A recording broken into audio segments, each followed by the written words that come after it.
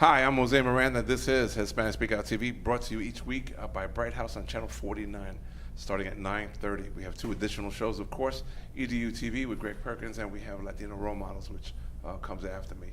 We talk politics, we talk education, we talk culture, we talk national stuff. I'm being joined tonight and with the honor of a lot of our Latino legislators who have and will be coming back into office. On my far right is Victor Torres, soon to be senator. Yes. Okay. Next to him is his lovely daughter, Amy Mercado, who is a state representative, soon to be. Next to her is our illustrious re-elected, okay, Mr. Cortez, and welcome again. And, thank you, sir. And last but not least, Jose Alvarez, who's going to be the mayor of Kissimmee, right? So thank you guys for coming. I really appreciate it. It is an honor, and congratulations, everybody. Thank you. Okay. So my first question, I'll just throw it out there, is how come so many Latinos got in office? Did something happen? What happened? Just what happened?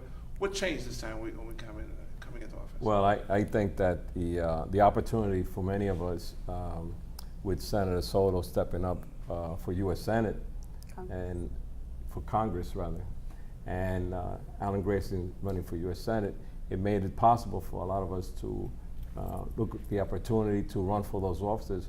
And I felt in my situation, after 4 years in the House, I wanted to represent the community in the reasons that I fight for in the last 4 years to provide for our constituents. And I felt that this was an opportune time to run for the Senate. So Senate 15, they redesigned, all 40 Senate seats are up for grabs. Right. So this was an opportunity that I couldn't let go by. And Amy, you're running into your father's seat. I am. I'm running for. What are the chances of that? It's happened before, just not father-daughter, and just not in the minority Okay. in the Democratic side or Hispanic side. So it's very exciting times for us, but it's not because of that. That's a happenstance for us and as a family. You know, I've lived in this community 21 years. I live like my constituents. The people that I want to represent look just like me, and they struggle. You know, I know what it's like to be a mom of 6 children and trying to survive and provide for them. This is what my constituents are dealing with on a daily basis. I happen to have help, you know, it's multi-generational with my family. Sure. Most people don't. And, you know, they need to have representation in Tallahassee that understands their plight, not just a position for a step up for someone else. Rob, you're an incumbent, man. You're coming back to do the fight. So what's going on with that? Well, I got to come back in the minimum wage. Got to fight that one. Got to fight for affordable housing, more jobs. Leaving the kids back in 3rd and 10th grade, that's another problem. For over a test, we got to change that system of the testing. Okay. Give teachers a raise. I got correction officers that haven't had a raise in 12 years. State employees haven't had a raise in about 9 years.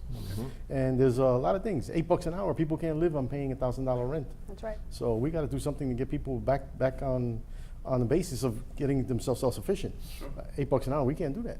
So I got a lot of things I have to do and sit down with folks, because I listen to everybody, because I'm the local, vocal, approachable candidate that I always use. Right. And the guy who knows everything knows nothing. So I'm always talking to everybody, and I communicate with everybody. I want to communicate with all the politicians here, Right. so we can do something, get something solved. Because the 2 years I had last time, I tried, and I even have the HOA problem in Point Siena that I have for 27,000 units. People are getting their homes taken away. Yeah. So, you know, I got a lot of things I want to work on that I didn't finish, that I want to finish, and I want to get something done in this session. Sure. I want to be more aggressive. Jose Alvarez, the next mayor? Well, you know, finishing my 4-year term in the city, the work that we've done with the airport, with the tower, that right now we're getting ready to get the FAA fundings that we're going after. I worked with our legislators in Tallahassee to get the funding for the engineering design for the new tower, and now we're heading over to get the new tower and start working on trying to get a new fire department inside the airport, bring that airport back into a higher status. And with my work in the 4 years that I've done also with the homeless in Kissimmee, I sit in the executive board of the Central Florida Commission on Homelessness. We completed the final study now on the motels, and so now we're moving into the next step. Right now we're getting ready, and I was telling Amy just now, we're getting ready to do, for the first time, a landlord summit try to start negotiating with landlords to make sure that allows these people to get into their properties Sure. while we finish the projects that we're getting ready to build together with the county. Okay. So I want to finish my 4-year term as a mayor, accomplishing everything that I already started in this past 4 years as a commissioner. Outstanding. Latinos have a tendency to fight among each other to, I'm sorry, they have a tendency to fight with each other over anything, okay, but especially when it comes to politics. How do we go about promoting and keeping Latinos involved in politics? Because we're not doing such a hot job lately, although you guys would be an answer to that. Well, I think that we need to realize that diversity in the Latinos is growing every day. And we have to accept all the different groups that coming into the community and what they bring to the table. Right. And we have to accept that we're all the same. We're all considered the same. We all talk in Spanish, and many people listen to us. They don't know you're Puerto Rican, Cuban, Dominicano, Right. Colombiano, Venezuelan. They just say, oh, they're Spanish, Yeah. right? Right. And that's the way they look at us. And we have to realize that we should be one unit. We should be one hand, one powerful force in the community, because that gives us the strength to make sure that we elect people that are going to represent us and fight for us. In whatever capacity a person is running, you want to make sure that that person represents the community and the struggles that community is going through.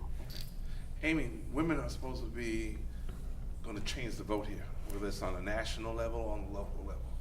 Are to assume that more Latinas or less Latinas are going to get involved, or is politics something like the Latina female does not get into? No, I think it's the reverse. I think Latinas and women in general, this is the year of the woman. If there's ever one, this is it. You know, we as a population, we have to wear so many different hats and do so many different things just for our own sake and our own equality. And if we're not the ones fighting for it, no one else is going to do it for us. So this is really important for both as a gender and within our demographic as Latinas. It's important that we see folks like us representing us in not just the state house, but on a local level. We have several locally here, and it's important. We come with different experiences and opportunities and educational backgrounds that bring a lot to the table, and it's our time. We need to take it. Right. Jose Victor has pointed out that we should all get together and like sing Kumbaya kind of a little bit, okay, to get things done. But yet I know for a fact your opponent has brought your ethnicity into it, your background as a Cuban American. How do you feel about that? You know, it's a shame when people do stuff like that, and it's a sign that you're supposed to run for office and you run on your merits and your accomplishments and what you're going to continue to accomplish.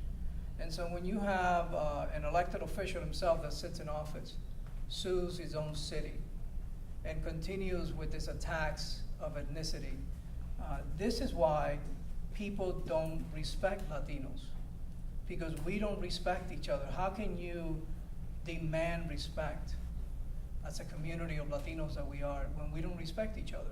So they see us all the same. So this bickering is really a chaos that is created so people can't see behind that cloud on who you really are, what have you really done. Right. I ran my campaign on what I've done and what I'm going to continue to do. And I will continue to run that race like that. And this idea that because he's Cuban or because he's Dominican or he's Puerto Rican, it should not be brought forward, because it hurts the entire Latino community. It hurts us all immensely. And so I think it's an unfortunate thing what he's doing. I don't think it's going anywhere. And you know, everyone runs their own campaign their own way, but really should be run on your merits. What have you done? What have you done in all the years that you've been in office? And the amount is zero. Hasn't accomplished anything. So when you don't accomplish anything, you have to create chaos. And so you created chaos with racism. And that affects us all as Latinos, because it puts us all in the same box. It affects us all the same. On that note, we're going to take a quick break, and we'll be right back. Remember, this is Jose Miranda. This is Hispanic Speak on TV. Mira, ¿dónde tú estás? Ya estoy aquí, mi vida. ¿Pero qué están tomando? ¿Pero por qué? Porque te traje lo nuevo y diferente, Taíno Light Boricua Beer. Y lo más importante es que es lo nuevo y acabadita de salir al mercado. ¿Y saben buenas? Claro, ambas cervezas tienen los mismos beneficios que una copa de vino. Con menos calorías. La Boricua Beer 6%, fuerte pero con sabor. Y la Taíno Light 4.5% y es artesanal. Eso me gusta. Somos familia, calidad y sabor. Visita boricuabeer.com. Welcome back. I'm Jose Miranda. Again, this is Hispanic Speak on TV. We have, of course, we're speaking to our My Latino panelists here, all legislators in their own right, okay? Victor Torres, Amy Mercado, John Cortez, Jose Alvarez, okay? I've been asking questions about ethnicity, the things that are going on. How do we go on from here? I would ask you, my friend, you've been butting heads here for a while now with the Republican Party, which are the leading folks in our state. How do you plan to overcome some of the stuff that some people might say would be bureaucratic bungalybunk? Well, hopefully this election we get some leverage, because right now, you know, it's 81 Republicans versus 39 Democrats. And maybe we can get some seats in there. And the thing is, talking to Republicans and seeing what's going on. You know, I'm working for my constituents. I'm not working for a party. Right. So I got to go out there and reach across the lines and get more aggressive and talk to them and tell them, listen, this is what's needed in my area. This is what's needed in the state of Florida. And, you know, you're a legislator here. You know, it's not about party lines. It's about getting things done. And we got to look. We voted on the budget together, 99.9. The first time in a long time all of us voted for the budget. So that's an outcome. But now I need to get some things done. I have a lot of problems in my area. There's a lot of need, and I just don't want money thrown. I want things to get accomplished. I want things to get done correctly, Right. and I want them to see that with the numbers that we need to get this done together. I can't do this by myself, Right. and I need the folks out there to go out there and complain to their legislators and say, listen, he's talking correctly here. He needs your help to get things done so we all can benefit from this. The Latino community doesn't necessarily, and I'm telling you, the Latino community does not necessarily come out and vote. There's a higher probability that we will, because it's a presidential race. However, on off seasons or off Presidential counts, elections. presidential elections, our count smells. Okay, I'm telling you, it sucks. Okay, what are we going to do to change that? Because even in this election, I believe you told me it was only a 2% increase. All right. That's the numbers. The last numbers I saw, I Right. think Latino vote went up in our county 2%. That's not going to get. That's not going to get it all. So what do we do, guys? Well, Stop fighting with each other. That's number Don't one. send that signal, because we're sending that signal to the Hispanic community that all we're doing is arguing and bickering with each other, and that turns voters away. Voters don't want to hear about that. and if you're going to be running for office, stay in your platform. Stop the dirty attacks like I got in this election. I've never seen so many dirty attacks and hurt my family and me too. But stay on your platform. Why do you have to do dirty tactics when you need a platform to tell people what you're going to do? And if people see what you're going to do, then they'll vote for you. But doing dirty tactics, they get disappointed, they get turned off, and they're not going to vote. Because they're saying, just like you said, the Latino community is just hurting each other. So why do we have to do that? Just focus on your platform, talk to the individuals in the street, your constituents, and everybody, and tell them what you're going to do. And people want to know what you're going to do. They want to talk to you personally and ask you questions. Yeah, but don't forget now, we're in an age of some really bizarre politics now. Okay. Yes, we are. I mean, the civility has been tossed It's out gone. the window. That's been gone. Okay, so the new age is like you're full of bunkety bunk, okay, or your mama's socks fall down, okay. But what are we gonna do? This year, you know, it's really interesting because you're right. What we have is what we were talking offline, reality TV. That's what folks are looking for. That's what sells newspapers or clicks or impressions or however.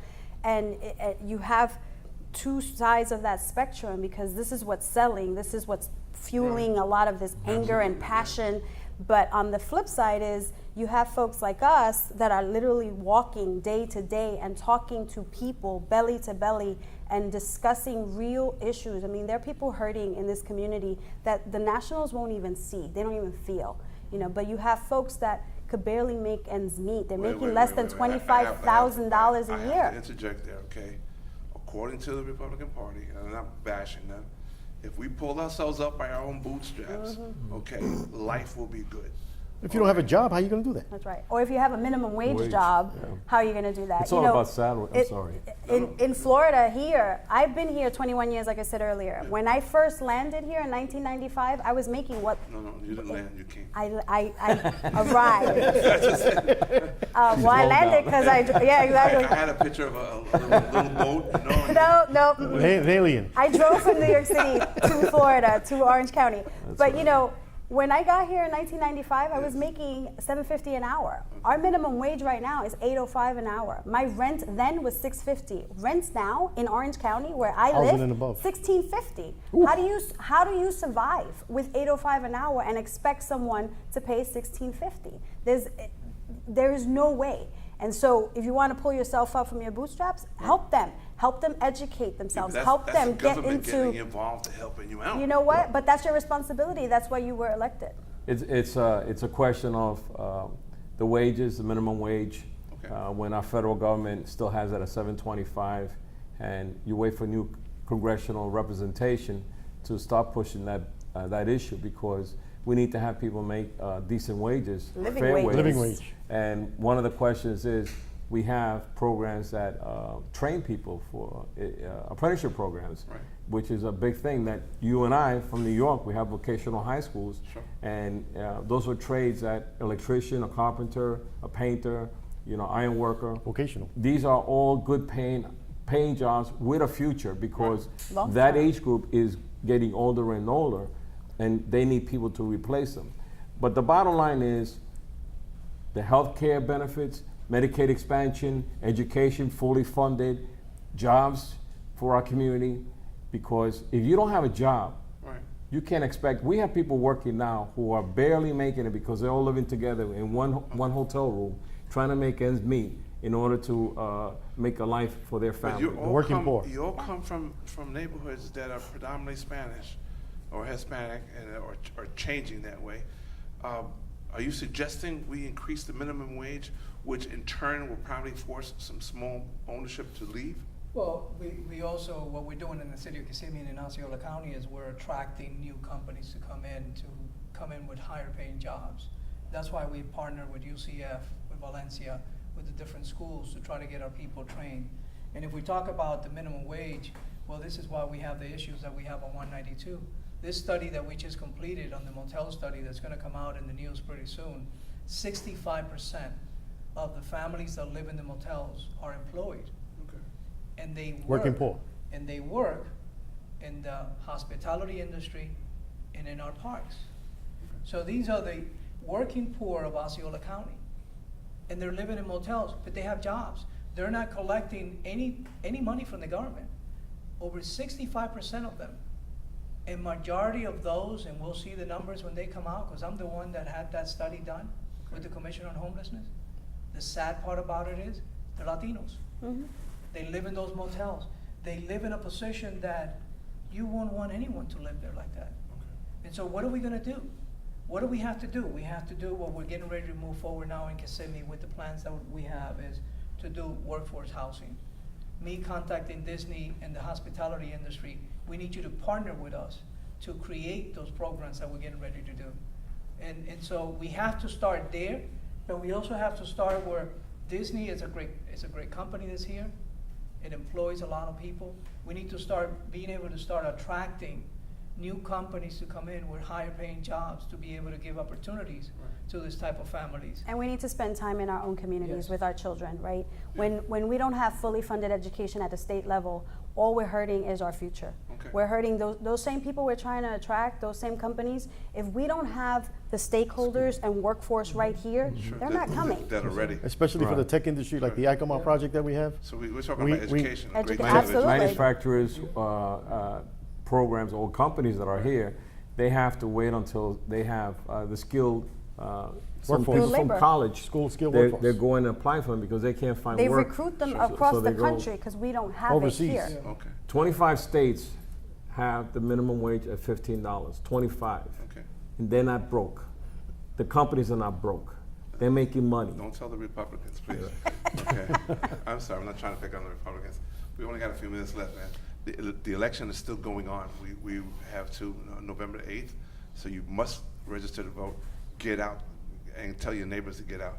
Please tell us how to contact you. Victor, starting with you. Well, as you know, I'm running for Senate seat 15, Victor Torres. You can reach me at 407-466-1140 or vic@victorres.com. I look forward to the support. 58% of the people voted for me on the primary, which was awesome. And you know, primaries are closed here for Democrats. Very much so. So now I'm looking forward to everybody to come out and support me and my daughter in this general election. That's a biased thing, but go ahead, Amy. I get the double. You get the double, yeah. I'm Amy Mercado for House District 48, which is Central Orange County. You can reach me by calling 407-484-2814 or amymercado.com. You can click on that and I get emails directly. I'm John Cortez, running for re-election, District 43. My number is 407-227-5361 and CortezForFlorida.com. And I'm your local, vocal, approachable candidate. And the guy who knows everything knows nothing. And I'm Jose Alvarez, running for mayor of Kissimmee. My phone number is 407-361-5542. And my website is josealvarezformayor.com. I'm Jose Miranda. This has been Hispanic Speak Out TV. Remember, vote. If you don't, anything that happens is on you. Your vote matters. We'll see you again next week, same time, same channel. Hola Florida, introducing Boricua Beer and Taino Light Beer. Boricua and Taino Light are crafted beers that are rich in flavors and brewed right here in Florida. Taino beer has a crisp, refreshing Caribbean flavor style when enjoyed chilled. Boricua beer is a craft ale with full body flavor that is a beer drinker's beer. Boricua and Taino Light Beers. Enjoy responsibly. Hi, I'm Jose Miranda. This is Hispanic Speak Out TV, brought to you each week on Bright House Channel 49. 2 additional shows here, EDU TV with Mr. Perkins, and we also have Latino Role Models, which follows us. Voting season, please get out and vote. We talk politics, we talk education, we talk sports, we talk Orlando area things, and we talk about our culture as well. I'm proud to be joined by Darren Soto and Vivian Rodriguez, 2 outstanding individuals of our community and Latino role models as well. Darren has just won this primary, and he's well on his way to becoming the congressman. So congratulations, sir. Well, Thank you for joining us. Well, with the support of the good people of District 9. You know, so Vivian is in charge of the Hispanic Caucus, has been a community advocate for years and years. And so it's a pleasure having you guys on, okay, and thank you. Let's start out right from the top. This has been a hell of an election. A lot of things have been said both ways, but my first thing is, how is it that Latinos are doing better now than before, or it looks like there's a new face?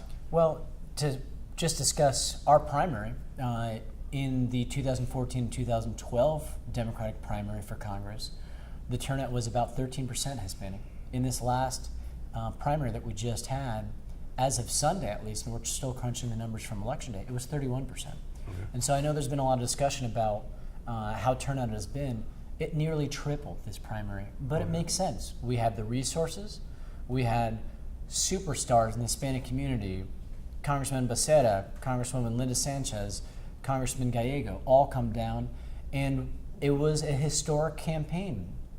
People, Nuestra Gente, got to vote for someone of their own heritage who, in my case, had a lot of experience, and we ran a positive campaign.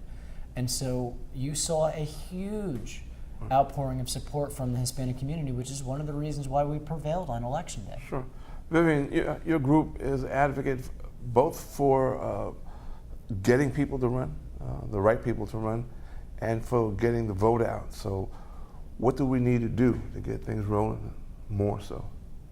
Well, if we look at State Senator Darren Soto race on his congressional run for District 9, what we've done, and it's never been done before as the Hispanic Caucus, we actually were able to mobilize different counties throughout the state to do phone banking. So if we have a targeted race, we want to make sure that we put all our resources together so that we can win and have the best possibility of making sure that that candidate, wins that election. But we would agree, I think 33% was outstanding. Okay, It is. but we could do a whole lot better. Well, we're 38% of the Democrats in this primary, so we're still under our proportion, but we more than almost tripled our historic performance. Okay. And keep in mind, you have I think there's a couple reasons. One, in Puerto Rico, they only have an election every 4 years, Okay. and a primary included.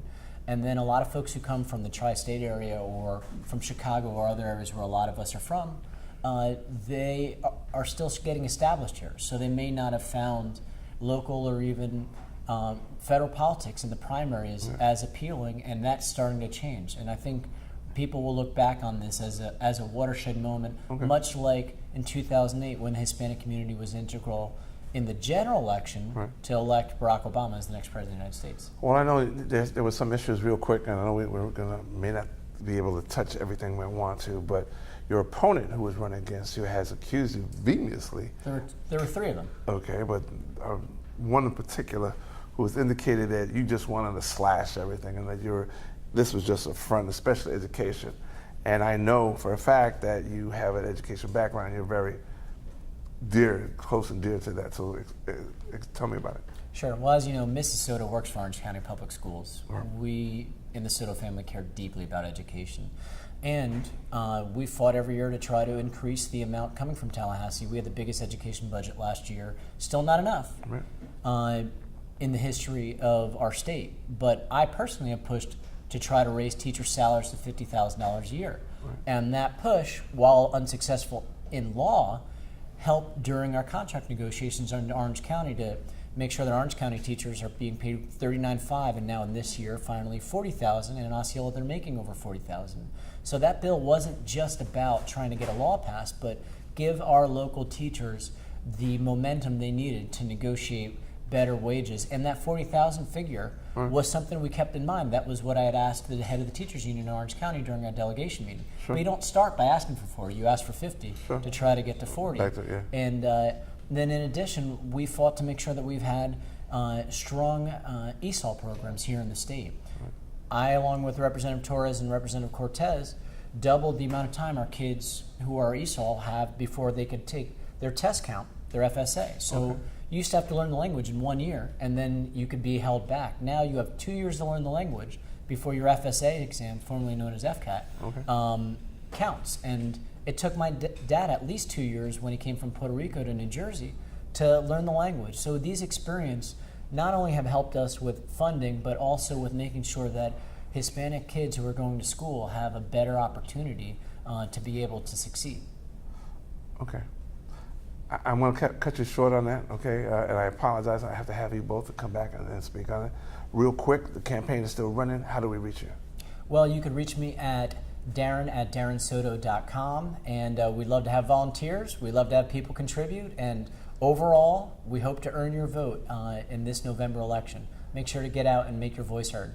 Vivian, real quick, how to contact the caucus? Well, the Hispanic Caucus, we have a website. It's FLDEMHC.org, and you can get all types of information about upcoming events. We have 2 events, one this Saturday, September 10th, and it's the Hispanic Caucus Annual Gala, which is a wonderful way to interact with Democrats as well as get to see national keynote speakers. We will have Congressman Joaquin Castro present, as well as our next congressman for Congressional District 9. With your vote. With State Senator Darren Soto. So we have to work hard, and we have to unite as a community to make sure that our state senator becomes the next congressman for Congressional District 9. So we can do this together. Right. On that note, I'm Jose Miranda. This has been Hispanic Speak Out TV. We'll see you again, same time, same channel.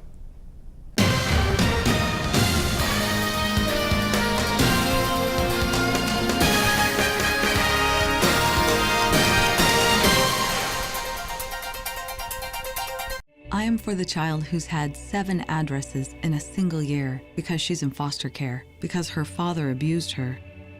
And her mother? Her mother couldn't believe her. She is the child I am for. I am a volunteer child advocate.